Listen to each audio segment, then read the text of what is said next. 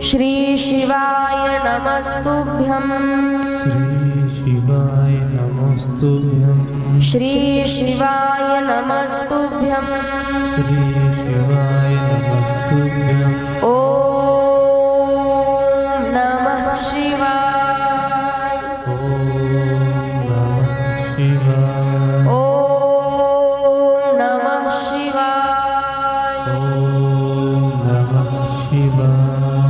सौराष्ट्र सोमनाथंचा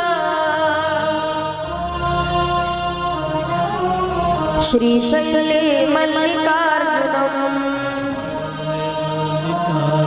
उज्जैन्या महाकालम् ओंकारममलेश्वरम् परल्या वैद्यनाथंचा डाकिन्या भीमशंकरम् सेतुबंधे तु रामेशं नागेशं दारुकावने वाराणस्यां तु विश्वेशं त्र्यंबकं गौतमी तटे हिमालये तु केदारम् कृष्णेशं च शिवालये एतानि ज्योतिर्लिङ्गानि सायं प्रातः पठे नरः सप्तजन्मकृतं पापं स्मरणेन विनश्यति स्मरणेन विनश्यति स्मरणेन विनश्यति हरे नमः श्री शिवाय नमस्तुभ्यं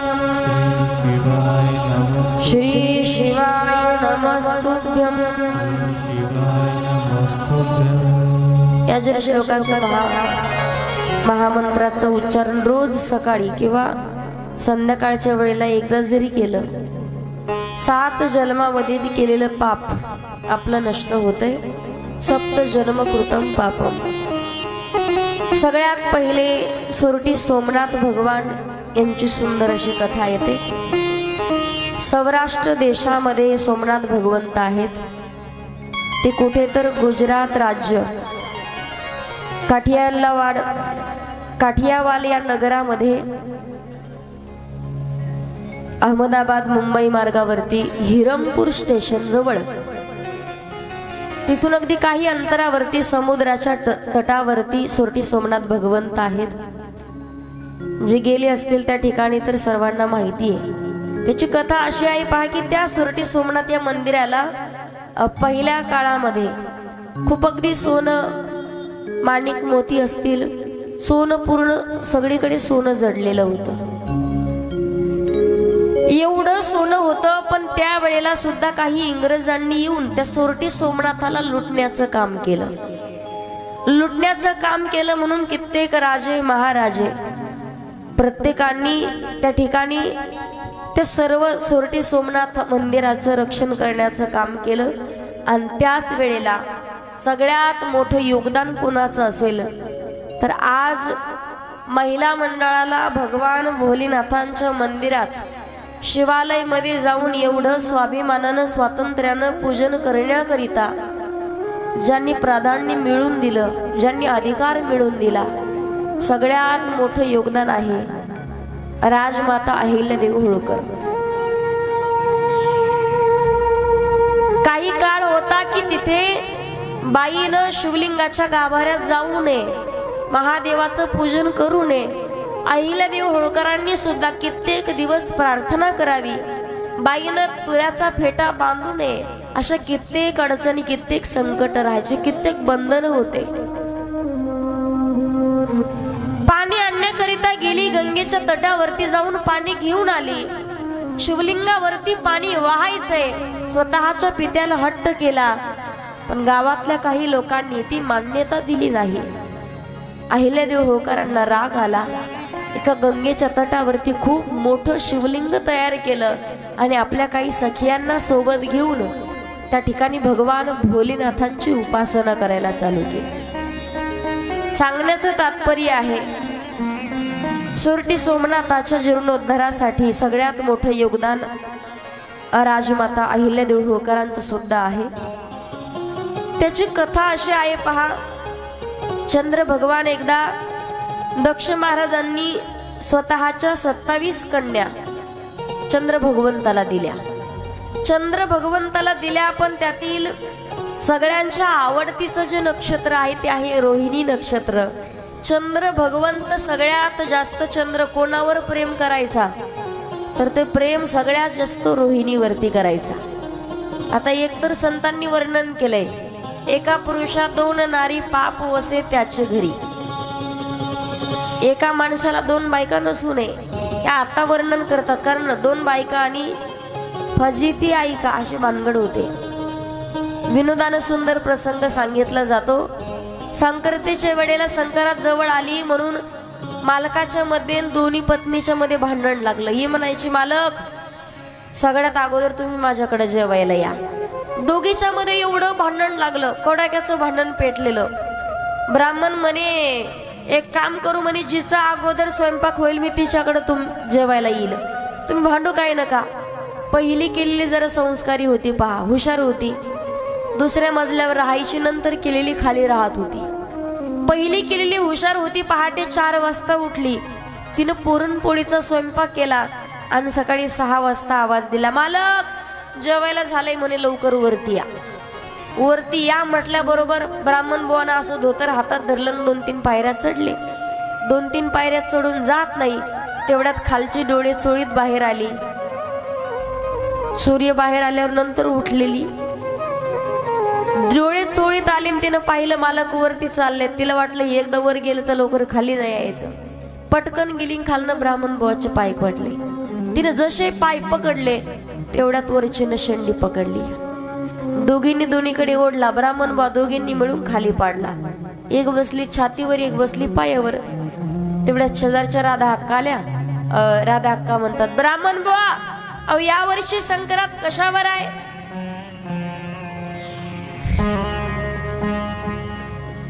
ब्राह्मण बुवा म्हणतात, दिसना का तुम्हाला, 2 तास झाले माझ्यावर बसले म्हणे, आणि संक्रांत कशावरच येत नाही, तुम्हाला माहिती चांगलं, पहिली गडी माणसावरती येते।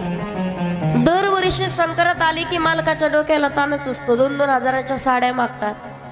बरं सोनं सुद्धा, आता सोनं काय सोपं नाही राहिलं, पण बाईला तरी वाटतं मला सोनंच असावं, आपल्याकडं सोनं असलं पाहिजे, वाटतं की नाही? सोनं मागितलं पाहिजे, पण ते सोनं मागत असताना एक गोष्टीकडे पहा, संत कबीरदासांनी सुंदर वर्णन केलंय। एखाद्या बाईला 5 ग्रॅमची नथनी जर मालकाने केली तर 5 ग्रॅमची नथनी दाखवण्याच्या नादात ती 5 किलो साखर उडवती। राधा अक्का पानाव पप्पेच्या बापाने किती भारी नथ केली, अख्ख्या गावाला नथ दाखवती। आता संक्रांतीचा दिवस आला, नथ दाखवता दाखवता तिची नथ हरवली। दुसऱ्या दिवशी सकाळी लवकर उठली, सुंदर साडी घातली, सौभाग्यवतीचं लेणं, कपाळावरती रुपया एवढं कुंकू लावलं, भांगात सिंदूर घातला, गळ्यात मंगळसूत्र, पायाच्या बोटात जोडी, पायात पैंजण घातली, कमरेला कंबरपट्टा, हातात हिरव्या बांगड्याचा चुडा घातला, पूर्ण सौभाग्यवतीचं लेणं घातलं। पण तिला घालायची होती नाकातली नथनी, कुठं सापडती? सापडच ना। अख्ख्या घरात पाहिली, कपाटातल्या सर्व साड्या खाली घेतल्या, किचन पाहिलं, बेड पाहिला, बेडरूम हॉल, कुठंच नथनी सापडना। लागली रडायला, फुसफुस फुसफुस आवाज। मालकने पाहिलं, म्हणे काय झालं? पप्पेच्या बाई अगं झालं काय? काय सांगू पप्प्याचा बाप, अगं झालं काय नेमकं रडायला? सौभाग्यवती स्त्रीनं घरातल्या लक्ष्मीनं सणासुदीचं रडणं चांगलं नाही, झालं काय नेमकं? ती म्हणे नथनी हरवली। नथनी हरवली, टेन्शन घेऊ नको म्हणे, मी सापडू लागतो। सगळीकडे नथनी सापडली पण कुठंच सापडना। अख्ख्या घरात पाहिलीच काय रडणं थांबना। मालक म्हणे, पप्पेची माय तू काय रडू काय नको म्हणे, मला एक कप भर चहा करून दी, मी सोनारला म्हणे दुसरी नथनी करायला सांगतो। सांगा ना मग लवकर म्हणे, सोनार दुकान बंद करून जाईन। तिनं शेगडी लावली, पातेलं ठेवलं, दूध टाकलं, चहा पावडर टाकली आणि तिला टाकायची होती साखरेचा डब्बा खाली घेतला तिनं, असा हात घातला, जसा खाली हात घातला असं वरती पाहिलं तर तिच्या हातात तिला नथनी दिसली. भल्या मोठ्यानं म्हणती पप्याचा बाप. त्याला वाटलं शेगडीला चिटकली का काय, पळतच आला. मग काही नाही, माझी नथनी सापडली. नथनी जशी नाकात घालली आणि कपाटासमोर गेली, मालकाला म्हणते पप्याचा बाप कशी दिसते. आता मालकाला माहिती अख्ख्या बेलंब्यात आपलंच भूत आहे, पण कुठं सांगू दे, अख्ख्या गावात तुझ्यासारखी बाई नाही म्हणे. ती म्हणे मालक ती पाशगडी त्याच्यावर पातीलं, त्याच्यात चहा तुम्हीच वता, तुम्हीच प्यान, पातीलं घासून ठेवा म्हणली. चालले मी आता. कबीरदासांनी वर्णन केलंय, नथनी these say यारने सुमिरत bar bar, Nathni these से यारने सुमिरत बार बार, फिर नाक दिया जिस यारने उसे भूल गई नार. ज्यानं नथनी घालण्यासाठी नाकात नथनी दिली त्या मालकाचं 1000 वेळा आपण नाव घेतो, पण कदाचित नथनी घालण्यासाठी ज्यानं नाक दिलं त्या देवाला मात्र विसरल्याशिवाय राहत नाही. संतांनी वर्णन केलंय, 2 बायका नसाव्यात. 27 पत्नी होत्या, पण त्यातील सगळ्यात आवडती कुठली असेल चंद्राची, तर ती आवडती पत्नी होती रोहिणी. म्हणून तर आपल्याला रोहिणी नक्षत्र सुद्धा आवडतं. रोहिणी आवडती पत्नी होती. बाकीच्या 26 जणी दरवेळेला विनंती करायच्या, स्वतःच्या पित्याला सांगायच्या, बाबा तुम्हीच काहीतरी सांगा म्हणे, आमचे मालक आमच्याकडे लक्ष देत नाही, आम्हाला सांभाळत नाही, आम्हाला विचारत नाही, कुठल्याच गोष्टीची काळजी आमची घेत नाही, तुम्ही समजावून सांगा. दक्षाने 1 वेळेला समजावून सांगितलं. चंद्र भगवान, हे तुम्हाला पटलं नाही. चंद्रा, अरे 27 कन्या मी तुला पत्नी स्वरूपात दिल्यात, एक आवडती निवडती असं करण्याचा अधिकार नाहीये. प्रत्येकेवरती तेवढंच नितांत प्रेम असावं. कारण तुमच्याच तर करिता पूर्ण आयुष्य सगळ्या गोष्टी व्यथित केल्यात त्यांनी. सांगितलं तरी लक्षात नाही आलं. चंद्र भगवंत तरी रोहिणीवरतीच नितांत प्रेम. महत्वाची एखादी गोष्ट सांगायची असेल तर रोहिणीला सांगणार, भोजन करायचं असेल तिच्याच हातनं करणार, तिच्याच हातनं वाढून घेणार, भोजन होईपर्यंत तिला जवळ बसून घेणार, 2 घास तिलाच भरवणार, कुठं जायचं असेल तर सोबतही तिलाच ठेवणार. नितांत प्रेम रोहिणीवरती. परत या 26 मुलींना तो त्रास सहन झाला नाही, म्हणून दक्षाला सांगितलं, बाबा चंद्राला तुम्ही एवढ्या वेळेला समजावून सांगितलं, पण तरी सुद्धा तो ऐकत नाहीये. नितांत प्रेम रोहिणीवरतीच करतोय, आम्हाला विचारतही नाही. लग्न केलंय आम्ही कोणासाठी केलं, त्यांच्यासाठी, पण आम्हाला विचारत नाही. ज्या वेळेला दक्षाला राग आला आणि श्राप दिला दक्षानं की तुम्हाला क्षय रोग होईल, चंद्राला सांगितलं तुला क्षय रोग होईल, त्या वेळेला सर्व दक्षाच्या मुलींनी विनंती केली, बाबा अहो हे काय केलंय तुम्ही, अहो काही जरी असेल तर आमचेच पती होते, आम्हाला वाटलं समजून सांगाल, काहीतरी दुसरा दंड द्याल, पण तुम्ही तर क्षय रोग होईल म्हणून आमच्या पतीला कायम दुःखी केले. तुम्ही पहा, मालकानं कधी जरी नाही विचारलं ना बाईला, तरी नितांत प्रेम तिचं तिच्या मालकावरती असतं. नितांत प्रेम. देवाकडे काहीच नाही मागणार, भगवान माझं सौभाग्य असंच राहू दे, माझ्या सौभाग्याला कुठलंच दुःख येऊ देऊ नको. प्रत्येक गोष्टीची मागणी महिला मंडळ करत असतात. या 27 जणींनी प्रार्थना केली, बाबा आमच्यावरती प्रेम करत नव्हते, रोहिणीवरती नितांत प्रेम असायचं, मग रोहिणी आमचीच तर बहीण आहे ना, पण आम्हाला माहिती नाही तुम्ही एवढा मोठा दंड द्याल, एवढा श्राप द्याल म्हणून. ज्या वेळेला चंद्र दुःखी राहायला लागला, दुःखी असताना त्या ठिकाणी ब्रह्मदेवाची प्रार्थना केली आणि ब्रह्मदेव सांगू लागले की चंद्रा तुला भगवान भोलेनाथांची पूजा करावी लागेल.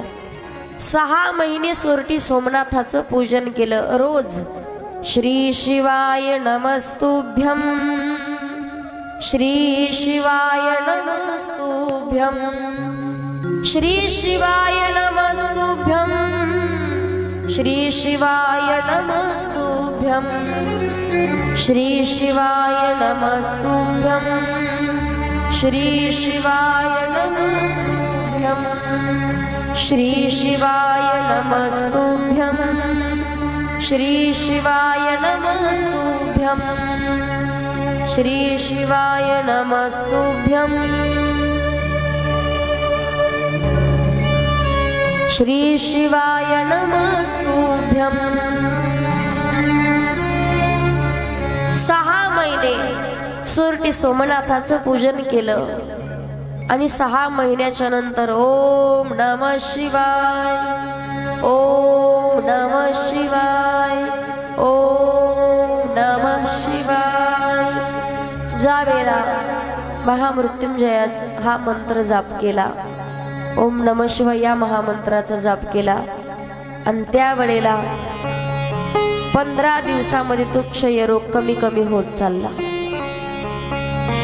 6 महिने पूजा केली तेव्हा भगवान भोलेनाथ प्रकट झाले आणि चंद्राला सांगितलं, काय एवढा टाहो फोडताय, काय एवढा मंत्राचा जाप करताय. त्यावेळेला चंद्राने सांगितलं, भोलेनाथ क्षयरोग खूप त्रास देतोय, खूप त्रास, खूप वेदना होत आहेत. हा माझा कायमचा रोग नष्ट व्हावा याकरिता काहीतरी करा. भोलेनाथांनी सांगितलं, चंद्रा हा कायमचा तर तुझा रोग बरा होऊ शकत नाही, पण एक पर्याय आहे. अखंड जर ओम नमः शिवाय या महामंत्राचा जप करत राहिलात तर 15 दिवस तुला त्रास होईल आणि 15 दिवस तू सुखी राहील, आनंदी राहशील, तुला बरं वाटेल. म्हणून तर सांगतात की 15 दिवस ज्या वेळेला अमावास्याकडे प्रवास चालू होतो त्या वेळेला चंद्र भगवंत आपल्याला दिसतच नाही रात्रीच्या वेळेला, पण जेव्हा जेव्हा पौर्णिमेकडे वाट चालू होते त्या वेळेला तो पूर्ण खुला होत चालतो. ज्या वेळेला पौर्णिमेचा दिवस असतो तेव्हा पूर्ण चंद्राचं दर्शन आपल्याला होतं, तेव्हा क्षयरोग हा कमी कमी झालेला असतो. पण ज्या वेळेला त्या ठिकाणी चंद्र ज्या कुंडामध्ये स्नान करत होता त्या कुंडामध्ये अजूनही स्नान केलं तरी माणसाचा रोग बरा होतो. कुठलाही विकल्प आपल्या मनात येत नाही, कुठलाही रोग आपल्याला त्रास देत नाही. चंद्राला सोम म्हटलं जातं, म्हणून त्या ठिकाणी भगवान भोलेनाथ सोरटी सोमनाथ हे नाव ही ज्योतिर्लिंगानं प्रस्थापित झालेले आहेत. बोली सोमनाथ भगवान की जय. त्यानंतर दुसरं शिवलिंग आहे मल्लिकार्जुन. मल्लिकार्जुन शिवलिंग हे कसं तयार झालं त्याची कथा तुम्हाला त्या दिवशी सांगितली. ज्या वेळेला भगवान गणेश आणि कार्तिक महाराजांच्या मध्ये स्पर्धा ठेवलेली होती, जो कोणी पृथ्वी प्रदक्षिणा करून पूर्ण परत लवकर येईल त्याचं लग्न लावण्यात येईल, म्हणून गणपती बाप्पाचं लग्न होतं. कार्तिक महाराजाला राग येतो आणि मल्लिकार्जुन या क्षेत्राच्या ठिकाणी, उंच क्षेत्राच्या ठिकाणी कार्तिक महाराज रुसून येत आहेत. एक दिवस क्रौंच पर्वतावरती ज्या वेळेला कार्तिकानं भगवान भोलेनाथ आई आणि वडिलांचं दर्शन व्हावं याकरिता उपासना करू लागला. भोलेनाथांच्या लक्षात आलं म्हणून कार्तिक स्वामी आपलं उपासना करतायत, आपली आठवण काढतायत. कृष्णा नदीच्या काठावरती शिवलिंग बनून उपासना केली आणि भगवान भोलेनाथांनी पार्वती माता भिल्लाच्या रूपामध्ये शिव आणि पार्वती त्या ठिकाणी आलेली आहेत. कार्तिक महाराजांना विचारलं, काय एवढी उपासना करतोय? माझे आई बाबा खूप आठवण येते, त्यांच्या भेटीकरिता, त्यांच्या दर्शनाकरिता त्यासाठी उपासना चालू आहे.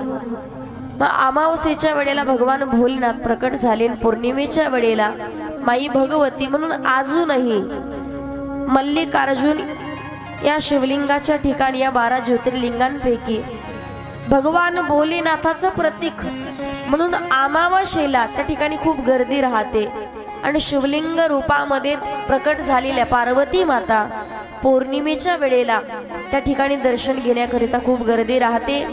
बोलिये मल्लिकार्जुन भगवान की जय.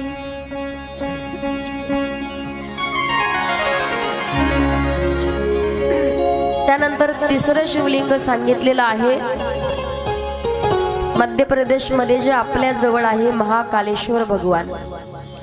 उज्जैनला बरेच जण गेले असाल, अजूनही त्या ठिकाणी भस्म आरती होते.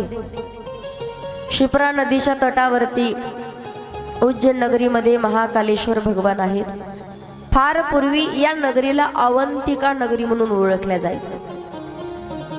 तुम्ही पहा, 7 तीर्थ असे आहेत जगतामध्ये. या तीर्थाचं नाव जरी घेतलं किंवा त्याचं भजन जरी आपण केलं तरी सुद्धा आपण कितीही पाप केलेलं असू दे, ते पाप जळून भस्म होईल.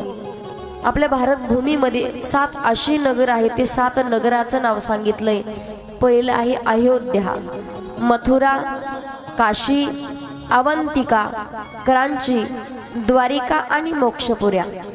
या 7 नगराच्या ठिकाणी आपण फक्त प्रवेश जरी केला तरी 12 ज्योतिर्लिंगाचं दर्शन घेण्याची फलप्राप्ती आपल्या पदरी आहे. अवंतिका नगरीलाच उज्जैन नगरी असं म्हटलं जातं. आणि उज्जैन नगरीमध्ये महाकालेश्वर कसे प्रकट झाले त्याची कथा आहे. अग्निहोत्र कुलामध्ये ब्राह्मण, आणि त्या ब्राह्मणाचे 4 मुलं होते. देवप्रिय, प्रियमेधा, शुक्रद आणि शुभ्र. भगवान भोलेनाथाचं अखंड पूजन करायचे, पण त्या ठिकाणी दूषण नावाचा राक्षस होता. जो कोणी सात्विक कर्म करतोय, जो कोणी वेदांचं पारायण पठण करतोय, दूषण नावाचा राक्षस त्या लोकांना दंड द्यायचा. धडापासून मस्तक बाजूला काढायचा, देहदंड देण्यात यायचा. एवढा त्रास देत होता की त्यानं मंदिरातले देवळातले घंटा जागेवरती ठेवले नाही. कित्येक मंदिरं उद्ध्वस्त केलेली आहेत. आणि त्या वेळेला जे साधू महात्मा भजन पूजन करतील अशा साधू महात्म्यांना सुद्धा दंड देण्यात यायचा. पण हे 4 मुलं जे होते ब्राह्मणाचे पुत्र, ही मात्र महादेवाची उपासना सोडत नाहीत. एका दाट अरण्यामध्ये शिवलिंग तयार करून भगवान भोलेनाथांची उपासना करू लागले. कोणीतरी एका व्यक्तीनं, कोणीतरी एका साधूनं ही बातमी त्या दूषण नावाच्या राक्षसापर्यंत पोहोचली. आणि ती बातमी पोहोचल्याबरोबर, कधी कधी पहा तुम्ही, चांगलं काम जर चालू असेल, चांगलं कर्म चालू असेल, आणि त्यापासून पहा एखाद्याला जर बरं वाटत नसेल, आपल्या जवळ राहतं, आपल्या सोबत राहतं, पण आपल्याच काड्या दुसरीकडे केल्याशिवाय राहत नाही. सगळ्यात महत्वाचा विषय कुठे असेल, आपलीच जवळची माणसं आपल्या सोबत कधी धोका करतील सांगता येत नाही. जे साधू महात्मा अखंड सोबत राहायचे, अशा साधू महात्म्यांनी दूषण राक्षसाला सांगितलं की अशा ठिकाणी दाट अरण्यामध्ये हे 4 ब्राह्मणाची मुलं, 4 भावंड भोलेनाथाची उपासना करतायत.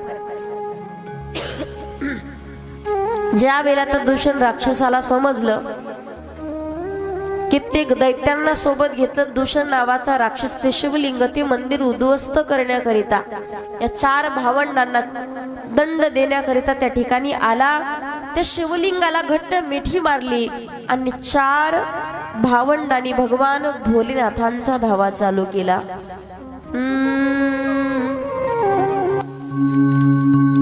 नमः शिवाय, ओम नमः शिवाय, हर हर भोले नमः शिवाय, नमः शिवाय, नमः शिवाय, हर हर भोले नमः शिवाय, नमः शिवाय, ओम नमः शिवाय, हर हर भोले नमः शिवाय, नमः शिवाय, ओम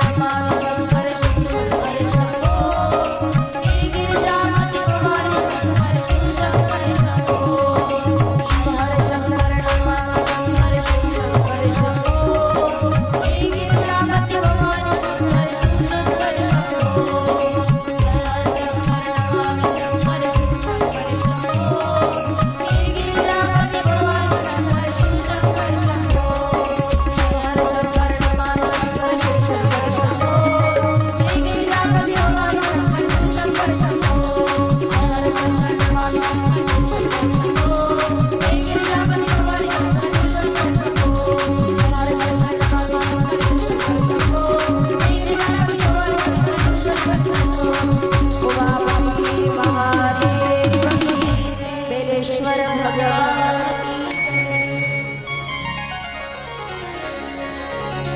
शिव हर शंकर नमामि शंकर शिव शंकर शंभो हे गिरिजापति भवानी शंकर शिव शंकर शंभो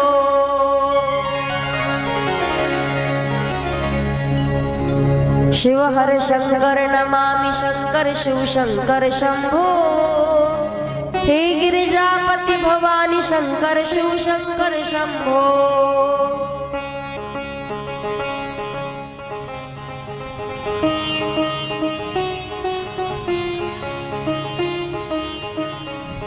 बऱ्याच जणीच तर होता आली काल झालं नाही एकदा पाठ नाही झालं का तुमचं जोरात म्हणायचंय हर हर शंकर नमामि शंकर शिव शंकर शंभो हे गिरिजापति भवानी शंकर शिव शंकर शंभो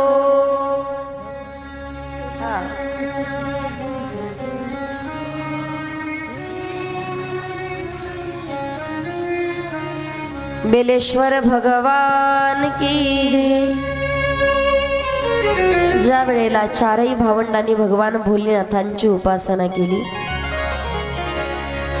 त्याच शिवलिंगामधून भगवान भोलेनाथ दूषण नावाचा राक्षस ज्या वेळेला या चारही भावंडांना दंड देण्याकरिता आलेला आहे भोलेनाथांची उपासना ऐकली धावा आणि संकटापासून निवारण करण्याकरिता भगवान भोलेनाथ सुंदर असं रूप प्रकट करून कित्येक दिवस दूषण नावाच्या राक्षसासोबत भगवान भोलेनाथ युद्ध करतायत आणि त्या ठिकाणी महादेवानी दूषण नावाच्या राक्षसाचा वध केलेला आहे बोलिये महाकालेश्वर भगवान की जय। यानंतर चौथं शिवलिंग आहे परमेश्वर चौथं ज्योतिर्लिंग आहे ओंकारेश्वर ज्याला म्हणतात मध्य प्रदेशामध्ये खांडवा जिल्हा इंदूरवरून जात असताना ओंकार नावाचं क्षेत्र आहे नर्मदा नदी ज्या ठिकाणावरून वाहते तिच्या काठावरतीच ज्या ठिकाणी नर्मदा मैयाने ओम आकार घेतलेला आहे म्हणून त्या ठिकाणी ओंकारेश्वर हे नाव या ज्योतिर्लिंगानं भगवंताला प्राप्त झालेलं आहे त्या ठिकाणी नर्मदा मैया तुम्ही पहा वाळूचा कण जरी आपल्याला नर्मदा मैयामधील जर प्राप्त झाला ना तर साक्षात भगवान भोलेनाथ शिवलिंग रूपानं आपल्या जवळ आहेत असं त्याचं पूजन केलं पाहिजे नर्मदा मैयामधील एखादा कण जरी आपल्याला जर प्राप्त झाला तर जाणून बुजून हात घालून काढायचा नाही योगायोगानं कधी गेला तर दर्शन घेण्याकरिता आणि एखादा छोटासा दगड जरी सापडला तरी शिवलिंग म्हणून ते लिंगाचं पूजन करावं यमुना मैयामध्ये जर 14 स्नान केले तर सरस्वती मातेमध्ये 3 स्नान केल्याचं पुण्य भेटतं सरस्वती मातेमध्ये सरस्वती मैयामध्ये 3 स्नान जर केले तर गंगेचं 1 स्नान करावं लागतं ते पुण्य एकत्र आहे पण नर्मदा मैयाचं फक्त दर्शन जरी घेतलं तरी सुद्धा आपल्याला सर्व तीर्थाचं स्नान केल्याची फलप्राप्ती होते त्याची कथा अशी येते पहा विंध्याचल नावाचा पर्वत आहे मेरू पर्वत एकदा त्या पर्वताला अहंकार झाला भगवान ब्रह्मदेवाची उपासना करून त्या पर्वतानं स्वतःची एवढी उंची वाढवली की पूर्ण सूर्य झाकला गेला सगळीकडे अंधार पडलेला होता सृष्टीचं चक्र थांबलं सर्व देवतांच्या मध्ये हाकार चालू झाला सृष्टीचक्र चालणार कसं मेरू पर्वतानं एवढी स्वतःची उंची वाढवलेली आहे त्याची उंची कमी व्हावी याकरिता काशी विश्वनाथाला अगस्ती महाराज मेरू पर्वताचे गुरु जे आहेत कुंभज ऋषी त्या कुंभज ऋषींना विनंती करण्याकरिता कित्येक देवदेवता आलेली आहेत देवतांनी प्रार्थना केली कुंभज ऋषींना सांगितलं अगस्ती महाराजांना की तुम्ही तुमचा जो शिष्य आहे मेरू पर्वताला समजावून सांगा मेरू पर्वताला समजावून सांगा म्हटल्याबरोबर अगस्ती महाराज सांगतात सुंदर अशी कथा जी काशी विश्वनाथाला मी सांगतोय मध्येच ती कथा सांगणं मी बंद करून येऊ शकत नाही कारण कुठलाही ज्ञान यज्ञ महायज्ञ कुठल्याही कारणास्तव मध्येच बंद पडता कामा नये. पण त्यावेळेला साक्षात काशी विश्वनाथानं ज्या वेळेला कुंभज ऋषींना अगस्त्य महाराजांना सांगितलं की तुम्ही काळजी करू नका, जी कथा तुम्ही मला सांगता आहात ती कथा मध्येच बंद करून या सृष्टीचं चक्र व्यवस्थित सुरळीत चालू व्हावं याकरिता मेरू पर्वताला विंध्याचल पर्वताला सांगणं खूप महत्वाचं आहे. तुम्ही जाऊ शकता. त्यावेळेला अगस्त्य महाराज कुंभज ऋषी ज्या वेळेला त्या मेरू पर्वताला सांगण्याकरिता आले, मेरू पर्वताला सांगण्याकरिता आले, पण विंध्याचल एवढी उंची स्वतःची वाढवलेली होती. गुरूंचं दर्शन घेण्याकरिता जसं गुरुला पाहिलं साष्टांग प्रणिपात केला. धरणी मातेवरती काठी जर हातातून सोडली जशी काठी धरणी मातेला चिटकती त्याला म्हणतात साष्टांग प्रणिपात. विंध्याचल पर्वतानं स्वतःला झुकून घेतलं, पण अगस्त्य महाराजांनी आशीर्वाद दिला की जसा आता पडून आहेस असाच पडून राहा. विंध्याचल पर्वतानं सांगितलं गुरुदेव कित्येक वर्षानुवर्ष तुमची उपासना करत आलोय, तुमचं पूजन करत आलोय आणि तुम्ही असा आशीर्वाद देता की असाच पडून राहा. त्यावेळेला कुंभज ऋषींनी विनंती केली काळजी करू नको, तुझं मस्तक